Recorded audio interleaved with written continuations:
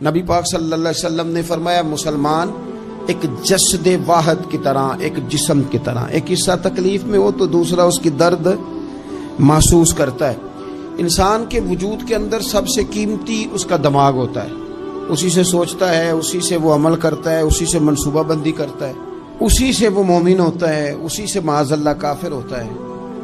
اور وجود کے اندر جس کو درجے کے لحاظ سے بولنے میں بعض اوقات کم درجہ سمجھا جاتا ہے وہ پیر ہوتے ہیں۔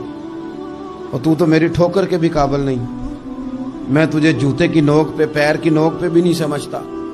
ہم یہ کہتے ہیں محاورتاً کہ تو پیروں کے قابل بھی نہیں، یعنی سب سے اعلیٰ درجہ دماغ کو دیا، دل کو دیا، اور سب سے ہلکا درجہ پاؤں کو دیا۔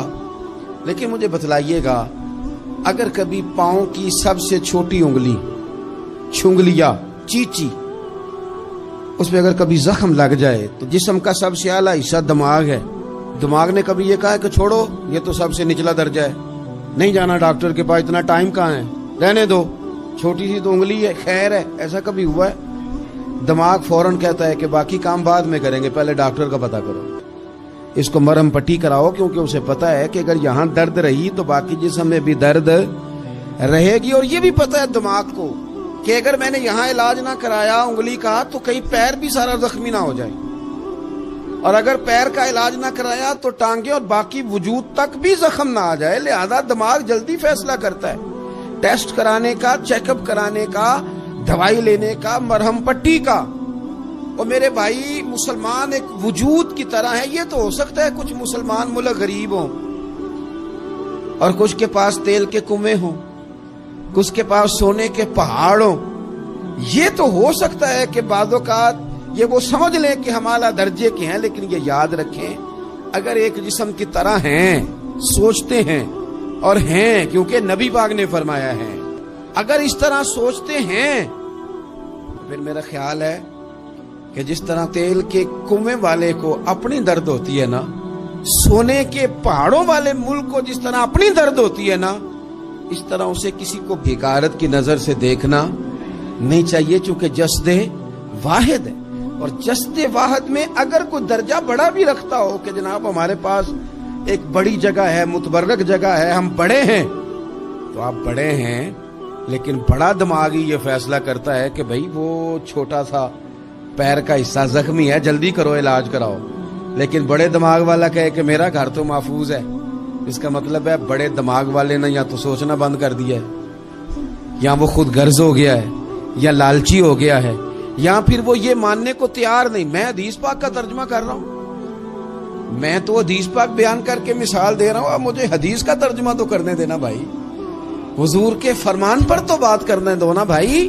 یا تو اس نے اس حدیث کو سمجھا نہیں، اور اگر سمجھ لیا ہے تو یہ کیسے ہو گیا کہ فلسطین کی بیٹیاں روتی رہ گئیں اور تو رویا ہی نہیں؟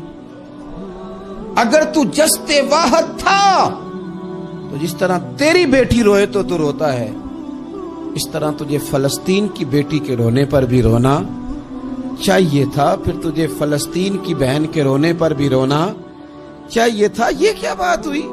ہم نے نا کسی کو چھوٹا سمجھا، کسی کو حقیر سمجھا، اور بھئی یہ تیرا خیال ہے کہ فلانا فلاں ہے اور فلانا فلاں ہے۔ اقبال کہتے ہیں اپنی ملت پر قیاس اقوام مغرب سے نہ کر، خاص ہے ترکیب میں قوم رسول ہاشمی، تو نبی پاک کی قوم ہے۔ بحثیت مسلمان سوچے مسلمان۔ کسی نے پوچھا تھا حضرت سلمان فارسی سے نام کیا ہے، فرمانے لگے میرا نام اسلام ہے۔ کہا آپ کے والد کا نام؟ فرمایا اسلام۔ کا دادا کا نام اسلام۔ آپ فرمانے لگے تو کتنے کو سوال پوچھے گا، میں کتنے کو جواب دوں گا؟ سلمان کا ہر چیز ہی محمد مصطفیٰ کا دین ہے، میرا سارا کچھ میرے نبی پاک کا دین ہے، شروع بھی یہی ہے، اختتام بھی یہی ہے، یہی میرا سارا کچھ ہے۔ داستان حسن جب پھیلی تو لامحدود تھی، اور جب سمٹی ہے تو آقا بس تیرا نام ہو کے رہ گئی۔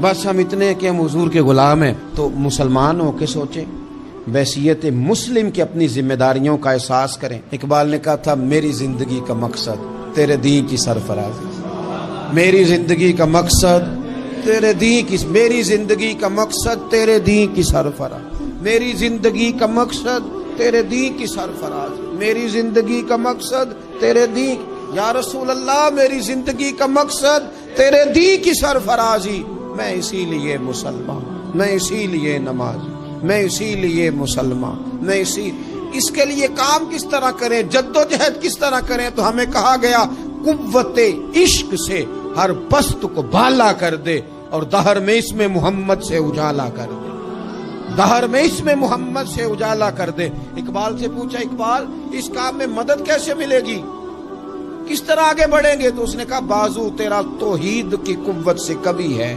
اللہ تیری مدد کرے گا، تم موحد ہے، رب کو ماننے والا ہے، بازو تیرا توحید کی قوت سے کبھی ہے، اسلام تیرا دیس ہے، کیونکہ تو مصطفی ہے، تو مصطفیٰ کریم کا ماننے والا ہے، تیری مدد ہوگی ہر میدان میں۔